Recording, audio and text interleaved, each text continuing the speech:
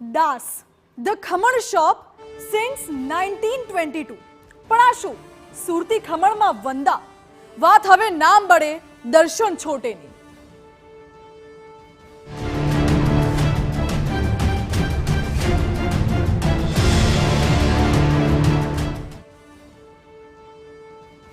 રાજ્યભરમાં લોકોના આરોગ્ય સાથે ચેડાના અને અનેક કિસ્સાઓ સામે આવતા રહે છે, પરંતુ છેલ્લા થોડા દિવસોની વાત કરવામાં આવે તો અમદાવાદમાં આ પ્રકારના કિસ્સાઓ અટકવાનું નામ જ નથી લઈ રહ્યા।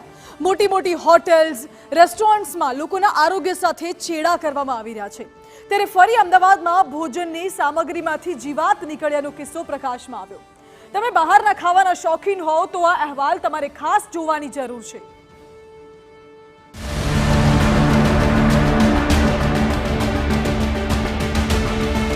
ગ્રાહકોના સ્વાસ્થ્ય સાથે ખુલ્લેઆમ ચેડા,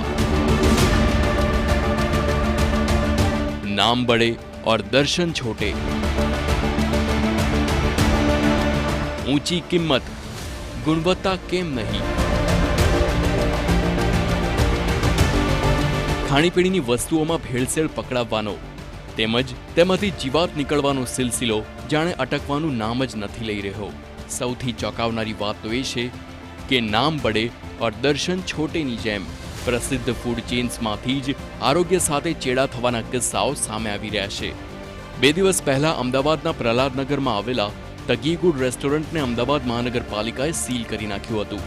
વાસી ભોજન અને ભોજનમાંથી જીવાત મળી આવી હોવાના કિસ્સા આ રેસ્ટોરન્ટમાંથી પહેલા પણ સામે આવી ચૂક્યા હતા અને આ જ કારણોસર જ કોર્પોરેશનની ટીમ તપાસ કરવા પહોંચી હતી।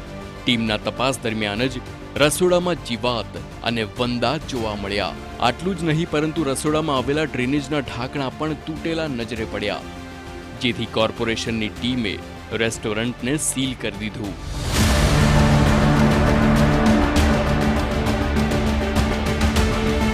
તો બીજી તરફ બોડકદેવ શપથ 3 ખાતે આવેલા અંકલ ડોનલ્ડ પિઝામાં પણ જીવાત મળતી હોવાની લોકોએ ફરિયાદ કરી હતી। આ ફરિયાદના આધારે કોર્પોરેશનની ટીમે અંકલ ડોનલ્ડ પિઝામાં પણ તપાસ કરી, જો કે રેસ્ટોરન્ટના માલિકે પેસ્ટ કંટ્રોલ કામગીરી કરી હોવાના પુરાવા રજૂ કર્યા। કોર્પોરેશને અંકલ ડોનલ્ડની તપાસ કર્યા બાદ 15,000 રૂપિયાનો દંડ ફટકાર્યો।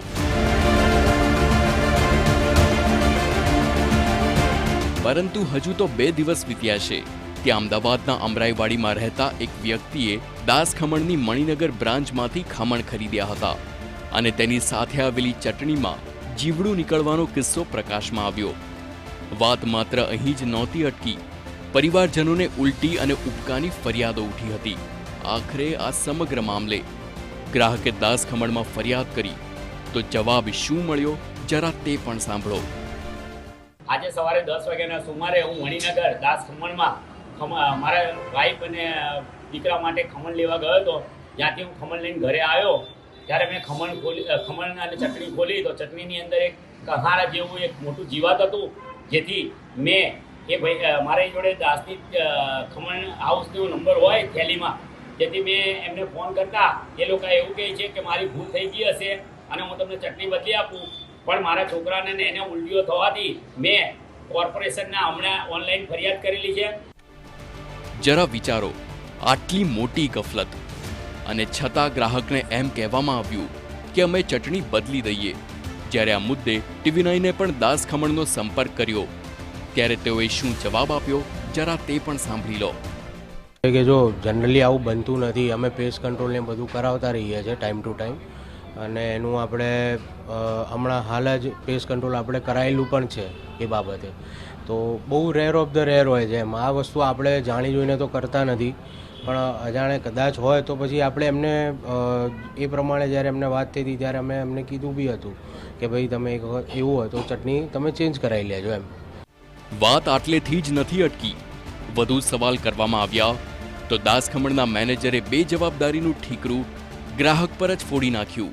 ભૂલ તો એવું હું ના કહી શકું કે ભાઈ ભૂલ થઈ છે, જાણે અજાણે તો અમે જાણીને તો કર્યું ના હોય, અજાણે કદાચ બહારથી એમને ક્યાંય એવું પાર્સલ ક્યાંક મૂક્યું બી હોય અને એમને એમાં બી થઈ ગયું હોય તો એ અમને ખ્યાલ ના હોય। બાકી અમે જાણી જોઈને અમે શું કરવા ગ્રાહકને, અમે આટલું સર્વિસ આપવા માટે બેઠા હોઈએ, આટલો ભાવ સારો લઈને અમે આપણે વસ્તુ આપણે પ્યોર આપવા માંગતા હોઈએ, તો પછી કઈ રીતે આપણે એ કરી શકીએ. દાસ ખમણની આ બ્રાન્ચમાં જ્યારે આરોગ્યની ટીમે તપાસ કરી તો તે પણ ચોંકી ઉઠી.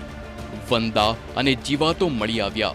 આરોગ્યની ટીમે અહીંથી સેમ્પલ પણ કલેક્ટ કર્યા, પરંતુ રસોડામાં મોટા પ્રમાણમાં જીવાત મળી આવ્યા બાદ કોર્પોરેશનની ટીમે દાસ ખમણની આ બ્રાન્ચને સીલ મારી દીધું.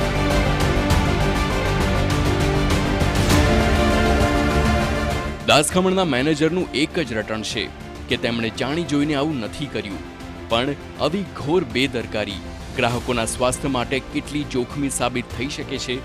શું તેનો અણસાર પણ દુકાનદારોને નથી હોતો? હાઇજીનના નામે ગ્રાહકો પાસેથી ઊંચી રકમ તો વસૂલવામાં આવતી હોય છે, તો પછી સ્વચ્છતાના નામે આટલી લાપરવાહી કેમ? સચિન પાટીલ, TV9 અમદાવાદ.